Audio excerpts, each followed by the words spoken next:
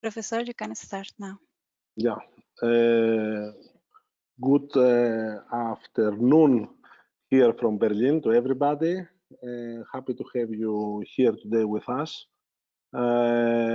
We are going to discuss on the subject of the digital governance, which is a very interesting concept and a point of debate very often.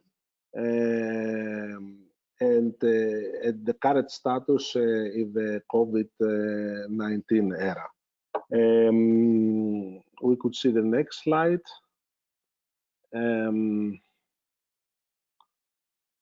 And I will be with you here today. I'm the head of the undergraduate studies at the BSBI in Berlin.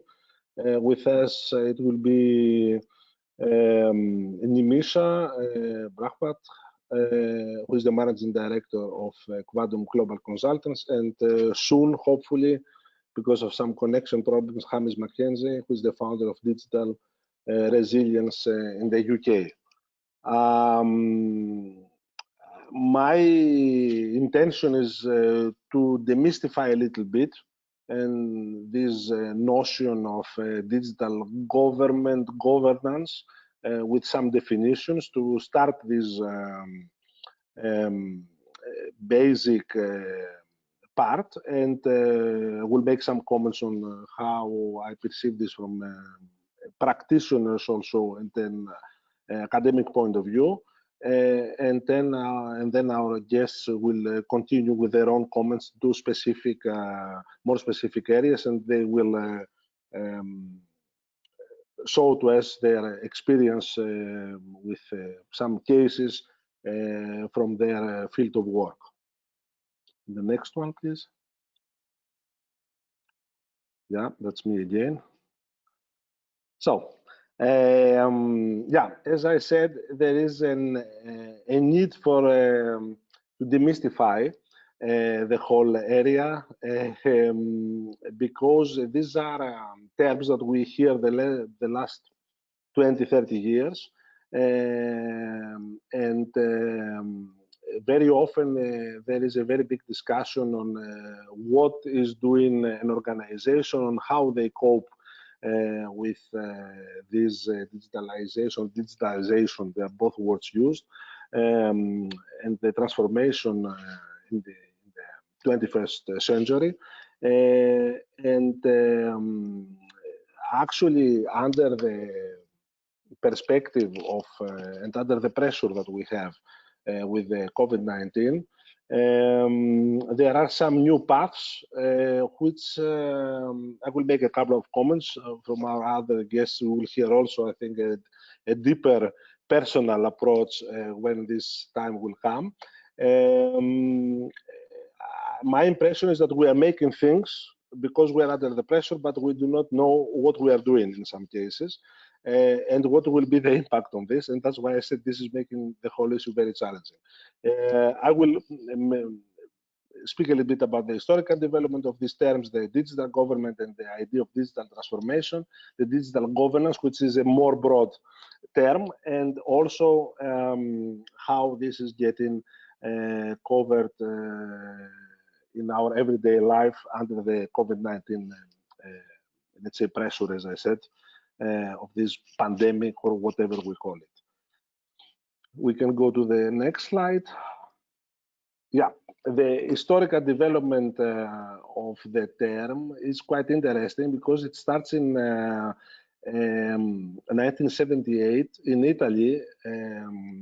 There is the idea of the digital administration law, you know, because of this expansion. Imagine at this time what we call today internet does not exist, at least it existed in the background for military applications mainly. But because of the first connectivity with the first computers, with all these Fortran cards that the governments were trying to digitalize, in brackets, somehow the data, there is a first effort, or even using fax or telex, which is still a way of communication, quite via cable, especially in the maritime industry worldwide. They were trying to create practically the legal framework in order to have a better understanding on what is going to come. The interesting point with this is that they introduced at this time also, it was one a member of the parliament in Italy who used for the first time the idea of the digital administrative law. And this, at the beginning of the 90s, there is also somewhere the recording of a tele-administration. Practically things that we consider nowadays as given, but I will give you two examples, personal examples, so that they are not given, and how this is happening. Like tele-administration, all this connectivity and all these issues, they go back, as said, 30 years ago. The next big step starts with after having this coupling of the information technology with the public administration, because the state is considered always as the big patient in these cases. It gives the opportunity also by building infrastructure. Back in the 95, 96, the European Union is introducing the idea of the European, pan-European communications, speaking about roads, speaking about internet, which is still developed in many countries. If you take the example of Germany, it's not the best one, because we have a coverage of fiber optics of around 21% from a discussion I had with one of the by coincidence, I was traveling before the COVID era, and I met somebody by speaking in the airplane, and he told me, I'm working for a subcontractor with the Deutsche Telekom, and I asked this question, how much is it in Germany? Still, although it was 2 times in the official government agenda, it's still only 21%. To having fiber optics, we still use in Germany very often DSL and or some cable connections for the internet, which is not so optimal. So a turning point in the idea of this digital government is coming from the UK. It is with the idea which starts around 94 from the idea of the new public management. So it was they record there some practitioners and some scholars. They are introducing the idea of new public management, which the digital component is very, very crucial, and they substitute it with a term which is called digital era governance, the DEG. So practically, and this is, you see this debate in the academic journals in the years, and also in the newspapers in the UK between 2000 and 2005. And the very big debate is that this digital era governance, because we are speaking about these pathways, these networks built in Europe, they have practically, they focus in 3 elements. They are speaking about the reintegration of many, that all this digitalization is helping the reintegration of many of the services. For example, I will give you, because of the 9/11, this is in 2001, practically, there is this big discussion about who has the control of the airports. For example, if you remember, the United States up to this moment, they give the airport security to private companies, and after this, with the Homeland Security, they are creating a special body to control, let's say, somehow this process. And you see, of course, with all these databases that they have been created in order to see who is each passenger and what is his profile. So we have a digitalization because of a bad reason, but this is it's like as we say very often, war is pushing the technology because we are using the bad side of our human nature. We have an effort, let's say, practically to integrate in this new era of the digital era governance, as they call it, in the UK, to have a reintegration under the state of classical government control. There is a next step, which is an orientation on what they call very often needs-based holism. That means that the governments are becoming more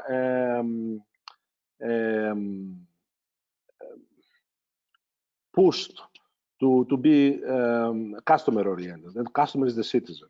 And the third point, it is the digitization itself. That means that to build the paths and the whole infrastructure in order to enable these transactions and practically to transform the governance in generally. This is from the moment that from the word government, we are going to the idea around 2005 of governance, because then we start integrating all the possible structures or organizations within a state. So this is where the corporate world is coming also in this concept.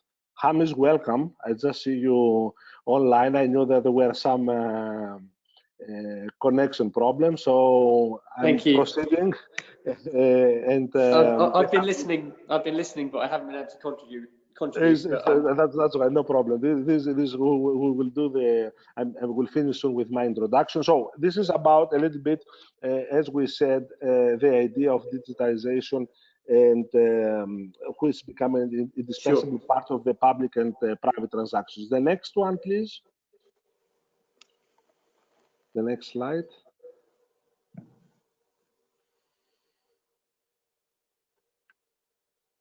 Okay. I will not go. You will have the chance to see everybody all these longer definitions. I tried to make the slides a little bit more full in order to have more information if somebody is later on all this discussion we will have. Practically, here for the digital governance, we are speaking about a framework for establishing accountability. That's why here we shift again, as we speak for any kind of organization, to governance. It is not about government anymore. We speak about the problematic of having these concepts within any kind of organization. And here for the first time, we are having the idea also of a digital presence. If you go back historically in around 2000, 98, 2000, I remember this when I was at the end of my MBA studies, we were going to the internet to find reports or K10 reports from the United States to analyze companies. So you see there is some transparency coming in the information around us, because before that, if you were a citizen in another continent, another country, you could not have access to this. So we can go to the next one, the next slide. Yeah, here it is practically the whole idea. This is from a very interesting book called The Basics of Digital Governance in Managing Chaos, Digital Governance by Design, from Lisa Welchman. And she's putting under these 3 points the idea of the digital governance. We speak about digital strategy. It's who determines the direction for digital. The next one is about digital policy, who specifies what the organization must and must not do online, and also about the digital standards. And it's practically here who decides the nature of the digital portfolio. Next one, please. Yes, and here we are coming to the most interesting. I copy-pasted on purpose this very nice phrase. This is from a consultancy company, that COVID-19 is, I like the formulation, COVID-19 is not the first and certainly not the last disease that rises to a global health crisis. But it is for the first time globalized, and it is influencing the globalized and interconnected world. the interesting point here it is that there is a mid and long-term effect on the economy, societal interactions, labor, and psychology, and this is immense. We see this already. You see how the whole groups in countries, they are becoming very impassioned on how we will get out of this. I have here from the DSA, which is from the United Nations. This is the Department of Economics and Social Affairs Economic Analysis, a very interesting point, which is practically what is this jump sorry, of having information for COVID from the 25th of March to the 8th of April 2020. So everybody starts publishing something in their sites for COVID. Next one, please. Yeah, and here's a nice scheme about eventually how to get out of the, this is again from the same report. You can find this information in several of the sites, let's say practically like this or other. If you just put in Google all these words, you'll find very interesting points. There are some solutions from some consultants on how we should practically short-term and mid-term and long-term. You see they have 3 steps. They speak about react, resolve, and reinvent somehow. It's about the idea generation. As you see, these are no conclusive solutions, but these are pathways. So I would like to make just 2 comments to finish this about how this digital governance is existing around us. Is that practically we have different digital maturity per organization, and we have two big problems, and I think that the 2 other speakers will elaborate more on this. We have practically very often insufficient digital solutions which will become permanent. And the problem that I see here is that we have temporary solutions that they can give some good results, but I'm afraid that the governments or the companies, when we will be at the end of this crisis, they will switch them off. So we have, let's say, somehow this transitional phase. Thank you very much for my part. Sorry for my car. And I will pass to the next 2 speakers. Thanks you again for being here with us today.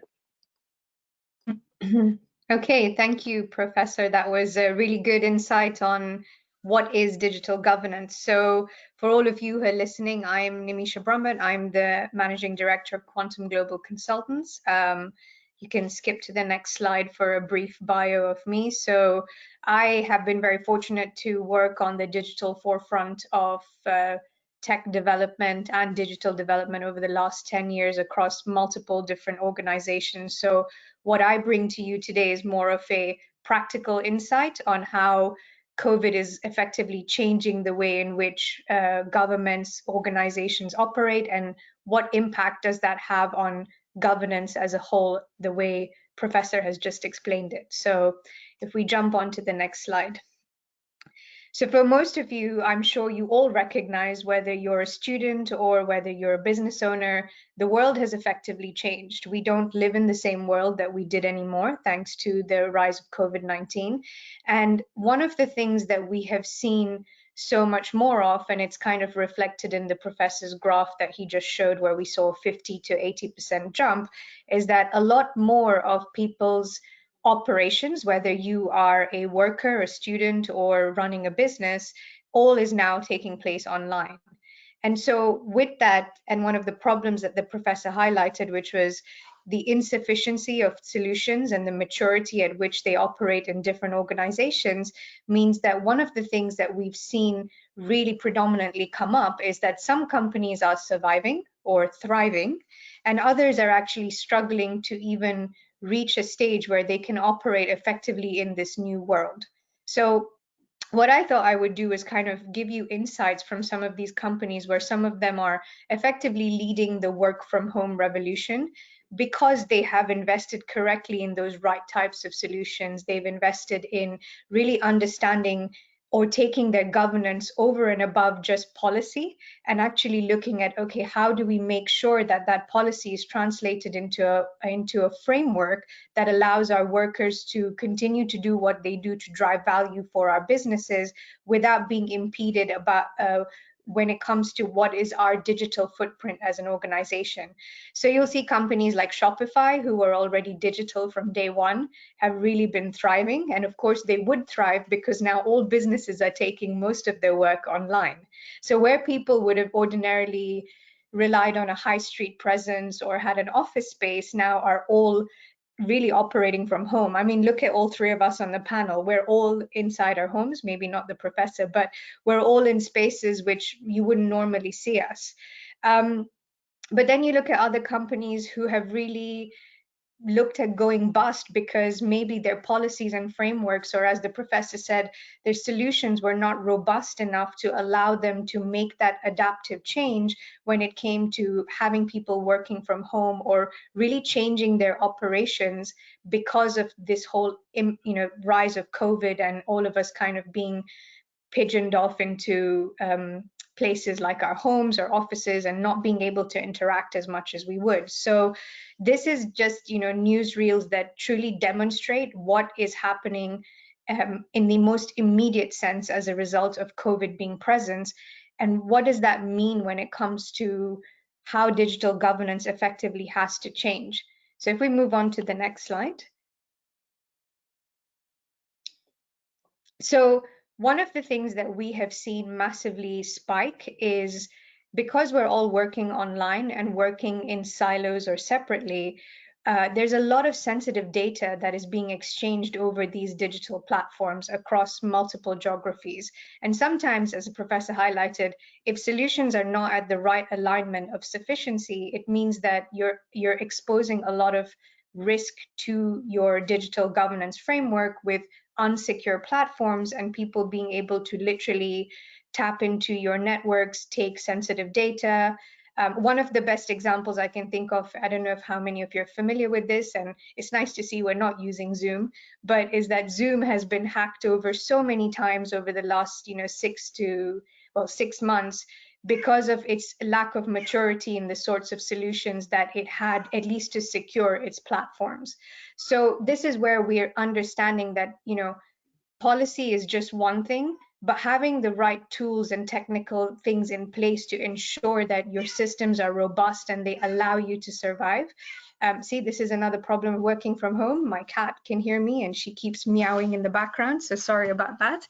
But yeah, coming back to what I was saying, security is now one of the biggest things that organizations really have to look to because there's so many individuals that are operating in different parts of the world or in different offices, which means that we're all sharing sometimes very sensitive data across sometimes very vulnerable platforms. And that is also true for governments. So, where the professor was talking about how governments also have to adapt to this new sort of world, it's also it just highlights how important it is to have the right level of solutions in any kind of organization. It does, it's not that just because you're a private limited company, it means that you have to be able to invest in solutions. And if you're a government, you have limited amount of resources. Those policies now definitely have to change because, as we've seen, it's not just about how much information is exchanged on a secure or unsecure platform. A lot of this information is also truly highly sensitive. So if we were supposed to be able to support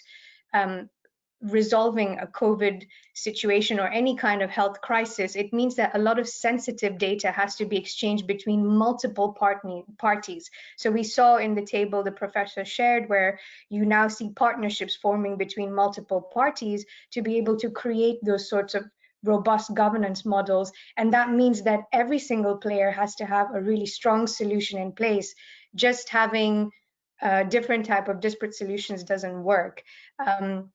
And we've also seen that across, parts of actually the third world. So some of my clients who I can't disclose, one of their biggest challenges is just the ability to be able to exchange effective health data in a sensitive manner to allow them to just resolve COVID as a problem within their economies, just to support healthcare. That's not even when we're talking about supporting, data sharing or innovation or any of those pieces. So, this just highlights to us how important digital governance is, not just in policy, but also in implementation, if we are to really take a step change in actually working more as a cohesive society.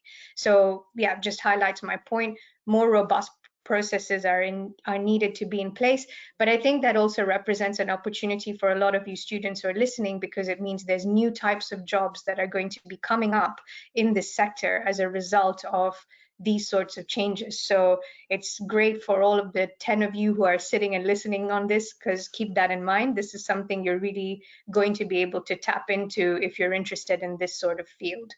If we move on to the next slide. Something we're also learning, something that I have had a real challenge working with my clients on, is also making sure that the policies that you have implemented and the standards you implement, whether you're a government or you're a private limited company, is only as good as the training that you're giving your staff to be able to act on the challenges that they're facing. So it's all good for us to have great policy in place, but if we don't have the proficiency in the staff to actually act on that policy or implement those frameworks, then we're also exposing a lot of risk in this kind of new world that we operate in. So you see this report from Mackenzie, which was actually just released in July this year, which talks about how the crisis is shifting cybersecurity priorities and budgets. So wherein companies were probably spending far less money on cybersecurity, you're seeing that they're really having to redirect a lot of their spend from other parts of the organization to make cybersecurity a priority. And I touched on those elements earlier on, where we saw issues with Zoom and so many other companies. Cybersecurity is now the biggest thing that is actually on every company's agenda, to make sure that their operations are secure, but most importantly, that their share value is secure.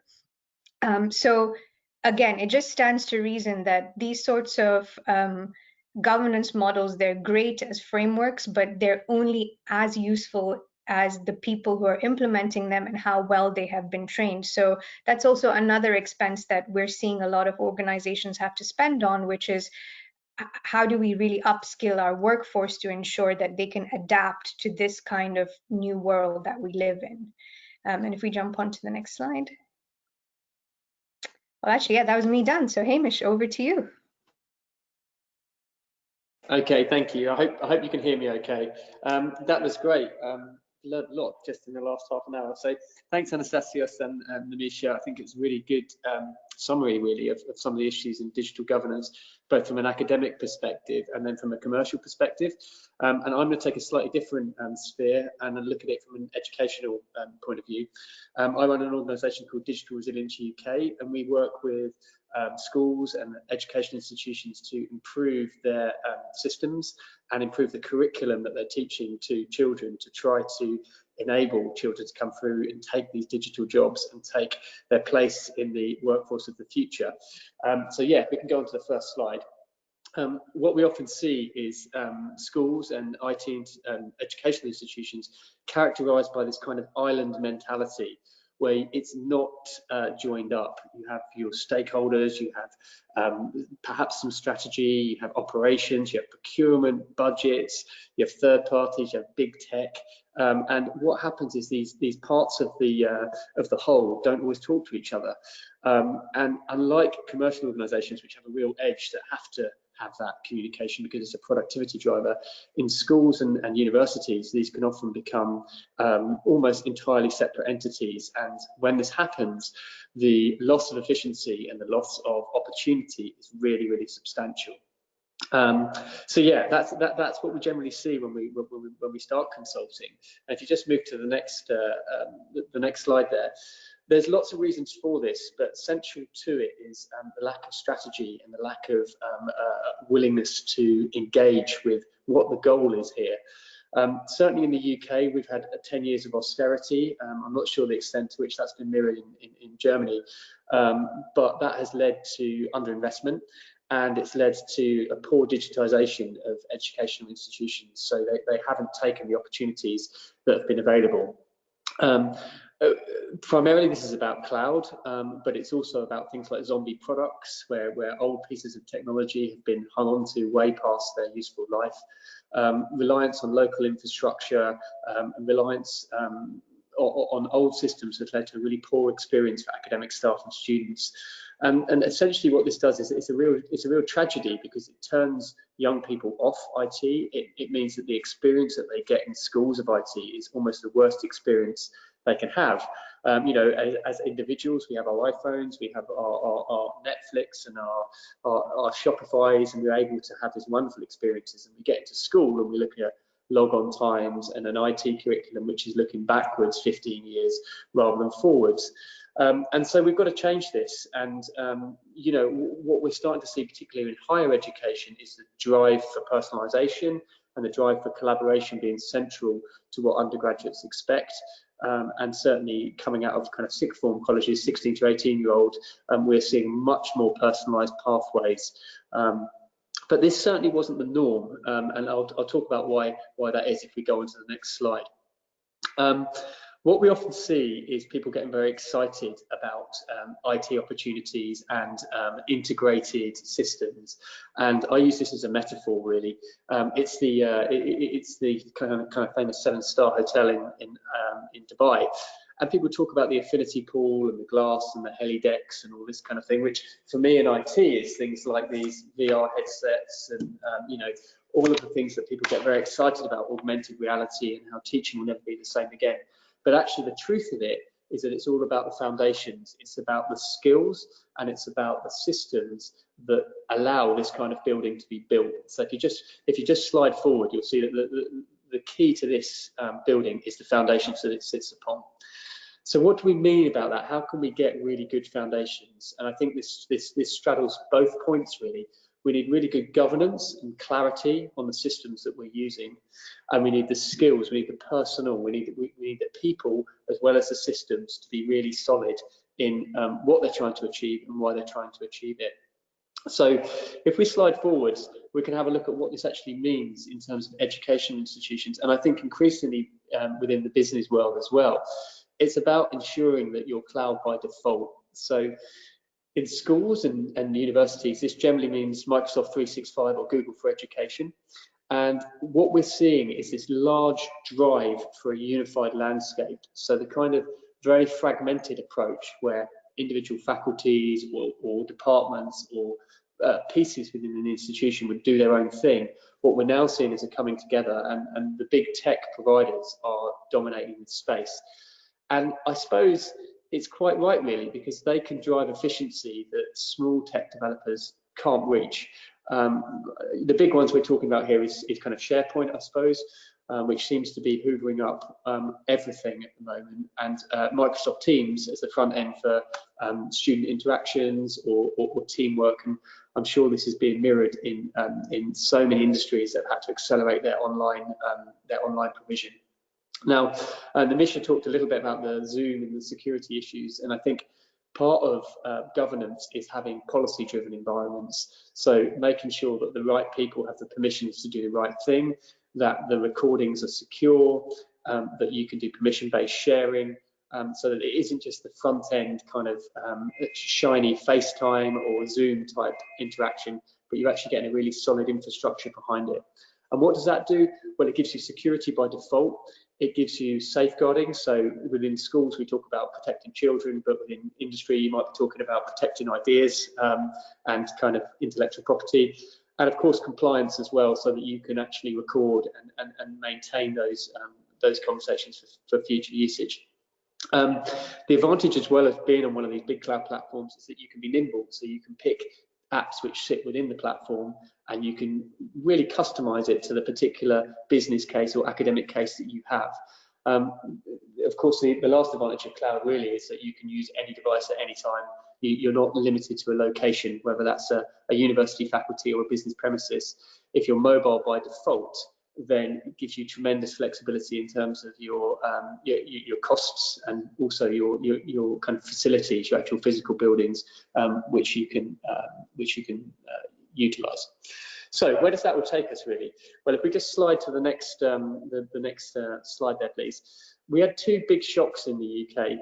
One was this GDPR, which is the data protection regulation, which came in, which forced so many organisations to look at how they use data, what good governance looked like.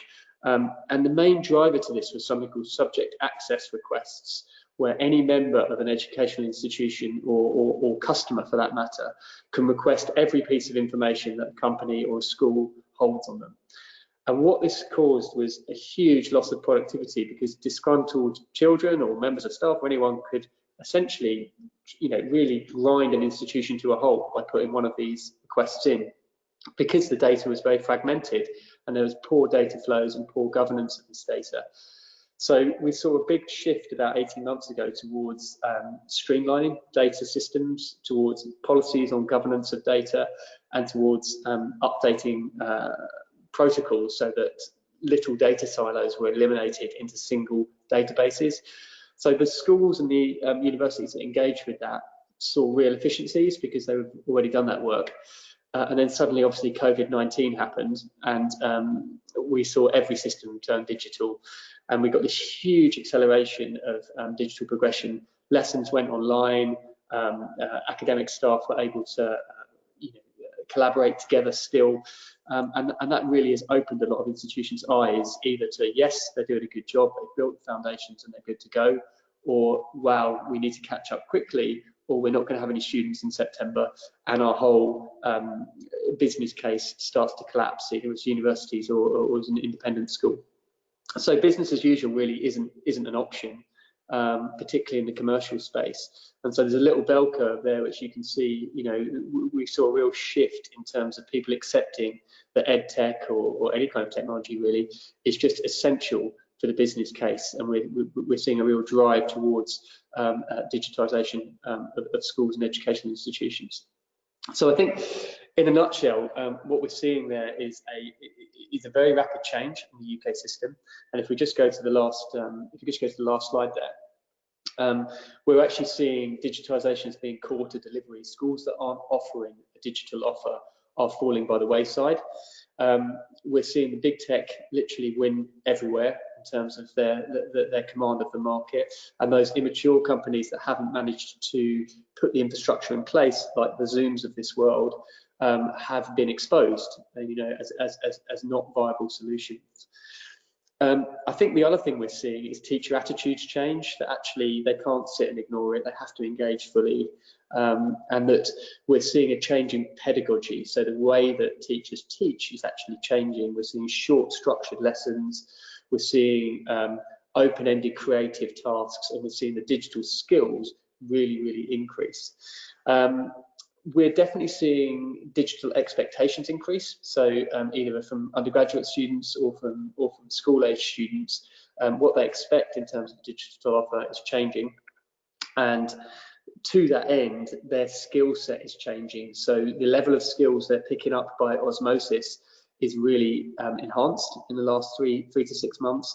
But it also makes us think about what we should be teaching these children. It shouldn't be the old school ICT of perhaps traditional Microsoft Office.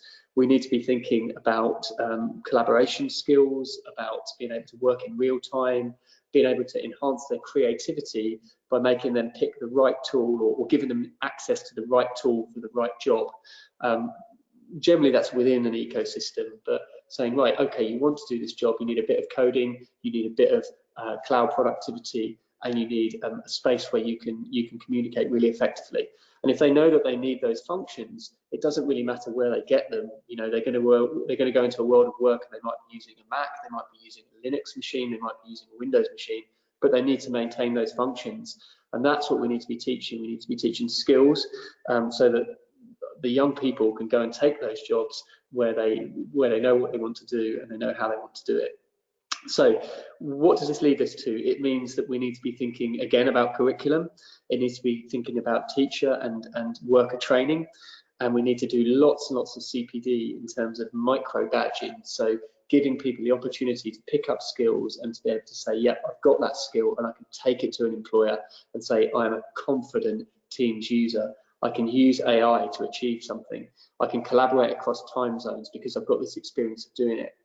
And in my mind, those skills are so much more important than the formal terminal exams, which we've been running up to this point, because the workers of the future aren't going to want to say, well, I did 3 years at university. They're going to want to say, I can jump onto this project hot and be able to work and collaborate with people in real time and achieve an outcome, be it an academic outcome or a commercial one. So I think I'll leave it there. I hope that was a useful overview of some of the thoughts on digital governance in the UK education space. Thank you very much. I think we went more deep than I was expecting.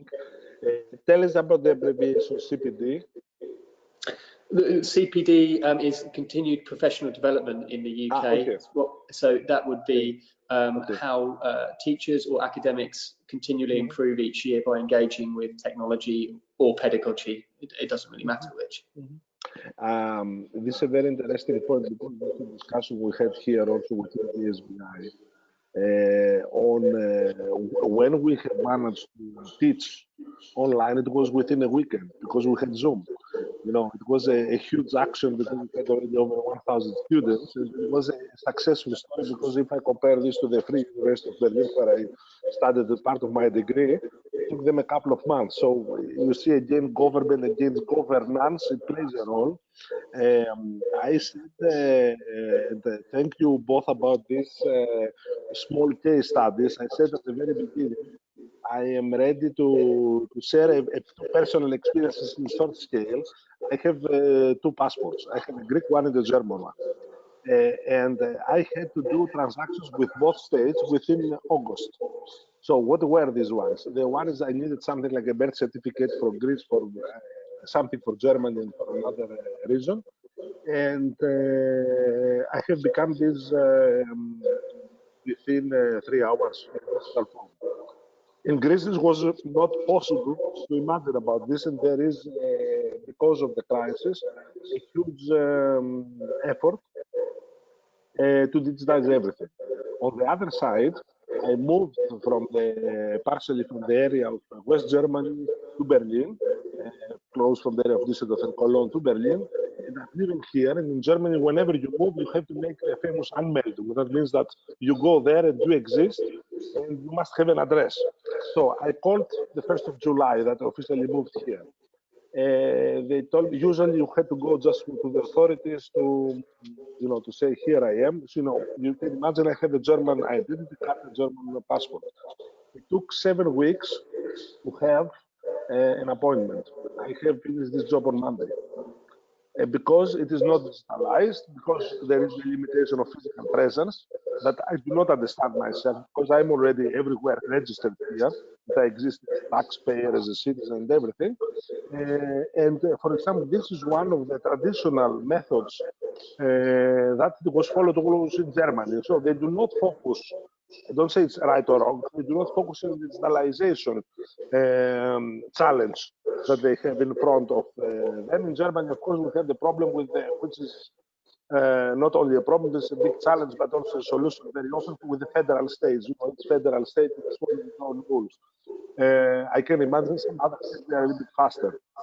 I'm saying, as I told you, my biggest fear is that we will have good solutions, perhaps not adequate ones, which they will not remain, because I don't think the shock is big enough yet to change completely our behaviors. I think that's true. I think that's true in a national perspective when we talk about legislation. But I think from from an educational or from a commercial perspective, I don't know about Nimisha, but we are seeing schools close down as a result of not digitizing effectively. Yeah. And I'm sure we're seeing businesses that are in administration as a result of not serving their customers effectively. Yeah. So there is a sharper edge sometimes to commercial organizations because they have a bottom line, and that's that really. Without it, they can't pay their wages. Correct. Yeah, I think obviously schools and educational institutions can have a little bit of cushion. But yeah, in a commercial setting, I mean, it's really boiling down to, are we not making money? And if we're not, then it has to stop. Yeah, there may be a slight cushion, but you know, ultimately, bums on seats is what makes schools work. You know, and particularly where it's fee-paying schools, is you know, we shouldn't think that there's too much of a cushion there. Anyway, it's a bigger challenge, maybe. You know the big challenge, because there was a big discussion everywhere that if I take the courses digital, it should be cheaper. And, you know, there are famous cases like Harvard University, because I studied in the Harvard Kennedy School for a special program there, and they said no. Harvard is quality, so we still deliver. It's a matter of attitude, you know, because they know that this will finish at the certain stage. You know, if you see the newsletters, they are they have a perseverance on their position. There were other ones that they felt this pressure. They say, yeah, you know, the other is not paying something. I don't have electricity, so to operate a classroom, therefore I make 20%, or to cut the students, to keep them. There's always discrepancy. It's a matter of priorities, and yeah. I think there's some very interesting stuff there, and we're seeing the growth of what's called solo schools, so partly online, partly on premises, and they're able to use their academic staff to reach perhaps 500 students rather than 100. And they're also able to take the cost base down, because if you haven't got all the students in the school the whole time, you can enroll more students. So that, although I accept what you're saying, there are real opportunities, and there is a lot of innovation going on in education at the moment about how we can provide more effective cost models for teaching, particularly high school students. And we have something called multi-academy trusts in the UK, which are essentially groups of schools, and you can look at the expertise across those schools and start scheduling lessons which are, you know, 100, 200, 300 miles away, and the students are able to access a very personalised experience via leveraging the staff across a bigger organisation. And that's very exciting, because you can start offering a wider curriculum, you know, coding lessons or history of art lessons or Latin, whatever, to very small cohorts of students who traditionally would only have 10 academic staff in the school. So I think that whilst I accept we can be slow to respond, there is also tremendous opportunity. Do you agree with that, Nimisha, in business? Yeah, I would say it's pretty much the same. So we're seeing an evolution. Yeah, there is an evolution, but I don't think that we're still deep in the crisis to have this permanently, because when you see customers, when you see students, they, in some cases, when you have a classroom, we had the chance here in BSBI to make a couple of workshops, and we had some connection. It was possible to have the students either online or in other countries. Still, the ones who were here, they were feeling better, because they hear you better, because if the infrastructure is not perfect, there is more human interaction. So of course. This is something we should not forget. Or concerning the business environment, the value of a customer visit, it will never get substituted by Skype, because there you see the eyes, you cannot see you see the gestures and everything, and you take the energy. I think also that, you know, the best ideas come when at the edges of disciplines, you know, at the edge of academic subjects, or when, you know, tech bumps into medicine, bumps into transport, you know, whatever. And those chance encounters are very hard to replicate online. You know, it's the corridor conversations, it's the conversation over a canteen lunch or a pint after a lecture that suddenly spark innovation. And that, for me, is what I took from university far more than the lectures I attended. It's that environment, it's that experience, it's that feeling of being. And I think, particularly in the best businesses as well, you see teams of disparate people coming together to work on a common goal. And that's where you can really leverage. And it's hard to do that when it's all prescribed and scheduled in Zoom or elsewhere, because it's you know, you don't get those chants bumping into each other. I don't know what we can do about that, but I think it's one of the downsides of everything being online. I think it's also a cultural thing, right? Like I come from a world where for the last 10 years we've had to work in companies where our teams are actually all over the world. So we didn't have the luxury of being able to do those waterside conversations or over a coffee. So I think you are right, Hamish. There is this convergence of where tech bumps into the ability to create a unique interaction for us to collaborate. So I think sometimes, well, actually, maybe in the current pandemic, we're a bit too reliant on Zoom. So we actually do need to think about what are other ways that we can collaborate better. And I think some of the best places you can learn from is actually those sorts of businesses where they've been doing this for the past 10 years anyway.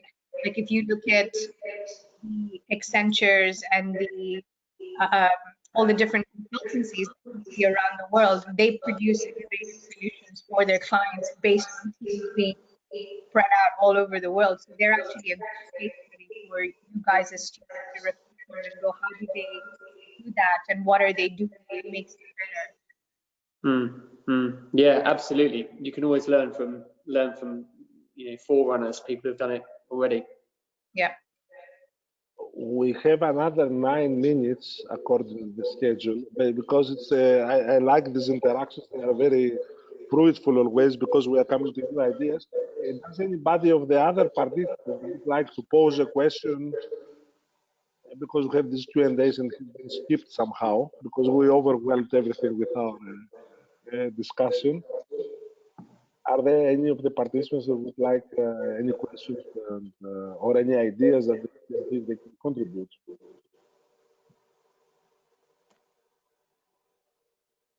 Let's wait a little bit for connectivity reasons.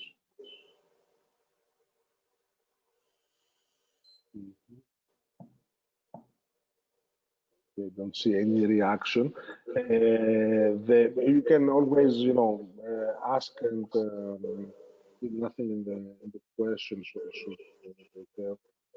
An interesting point is that based on the last minute's exchange of ideas, because about the human cybernetics and the machines interaction that we are living in this interconnected world. I remember if you see the, as I said at the very beginning, from the war situations, from the crisis situations, we are pushing technology as human beings. There is a very interesting comment I read some years ago. It was about the fields of warfare. And we have the classical sea, air, land. We had space since the 80s, and we have cyber after 2000, let's say after the 21st century. And the interesting comment was because you see many governments organize these cyber defense commands and all these background, let's say, organizations. And the very important point it was that cyber is not anymore as a military doctrine. It's not anymore a separate battlefield, but it is it is a component of each one of the other battlefields. So that means whatever we do, practically we have to use this digital component. And this is the most challenging for me, even as human beings, when we are using the phones and what we are doing actually, despite the COVID-19, it is an everyday component in our, it's a component of everyday life. The question that we have here, the challenge is that if the solutions that we have now or the ideas will get through practically, because nobody wants to become a real futurologist, let's say. But in any case, there are many chances and many environments to test this. And the good thing is that the people, despite the pressure and the social relations because of COVID and this social distancing and these big gatherings that we are all used to, are elaborating this in their minds. So of course, the critical components, and this is a criticism or a point of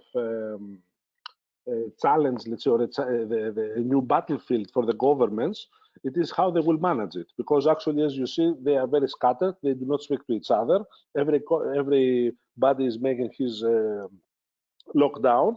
And I see not even at the scientific level very often enough interaction, perhaps now for the vaccine and the vaccination, but the real model that it should be followed even in these lockdowns and in all the stories of how each country, its nation, as we said before, based on this older idea in the interconnected world, is managing it. So it's quite there are many questions.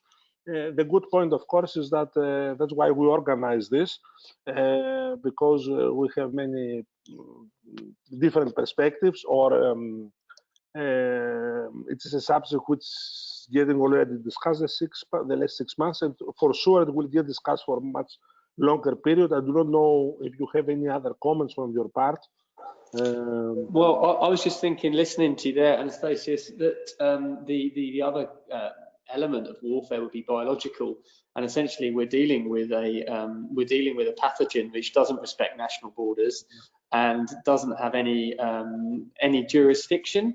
So therefore, you know, if we're going to come up with solutions, then surely global solutions and being able to work collaboratively with other nation states, you know, in whatever format they take is vital, and it would just drive me to the conclusion that again the technology can support this. That there's no reason why the base science being done in Germany can't be used by epidemiologists in London or America, and there's kind of skills where we see you know, that Nimisha was talking about with Accenture being able to work effectively across borders. You know, this is where we're seeing the joining of skills and attributes where the commercial world can support the academic world and can support the kind of global solution to a global pandemic. So I don't see them as exclusive, and I think really this is a wake-up call, isn't it? That we've got something which is affecting the human race at human race level. And that there has to be the different disciplines, whether they're commercial, academic, or educational, have to work together. Yeah, this is from a military point of view, the biochemical and nuclear warfare, it is considered as part of land, you know, or sea, let's say. But you are right, there is a much bigger perspective, and this is I think this is what to keep, this wake-up call, to wake up to see that we cannot react the way we react. That's why there is a criticism and a challenge. But imagine yourself governing a country, being a minister somewhere. How you will react? You will have the same questions as we have as individuals. They are somewhere there, they say, oh, what is to do? What is the best? Okay, I lock down everything. I digitalize everything. So these are a little bit, there was no planning. There was not a scenario in our minds like this. Okay, Nimisha, any part from your, any other comment from your part? Yeah, I think the only thing that I would add as well is that there also has to be a almost cultural and psychological shift amongst leaders who make these choices, right? So ordinarily, of course, you know, like you said, we've never been in a situation like this. So the most logical thing to do is to do the lockdowns and to protect people. But now we have an opportunity, whatever part of society we are in, to actually reflect on culturally, how do we do things differently? I mean, you know, if you look at venture funds, or, you know, people who build ventures, or people who hack ideas, whether they're gamers or whether they're people who are trying to solve a problem, their psychology and the culture they adopt is that there is no boundary or limit, and that convergence is actually the best way to create solutions. So rather than looking at problems in silos, look at them more horizontally and kind of see what kind of areas do they stretch across and what sort of skill sets do we need, but also the cultural and mental shift that I need to have as a leader to think of these problems in a different way. And I think that's kind of the missing piece in all of this, which is from a cultural and psychological point of view, as leaders, we have to change as well. Yeah, that's true. So we had to go to more digitalization by having the viruses coming out of the computers in our real life. Before we were speaking about a virus and we're meaning microchips. Nowadays we are speaking for the human beings. So Right. it is like the famous question is if a virus is a living organism or not. Based on the classical definition of life, it is not. So in any case, thank you very, very much for all these contributions and for being here with us today. We see that despite the problems of technology, the digitalization is going forward.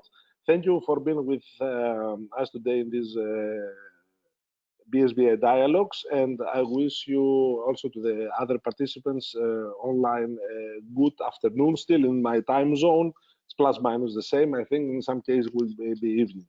So have a nice afternoon or evening for all of you, and thanks again for being here with us in BSBI dialogues. Thank you very much. Thank you. Bye.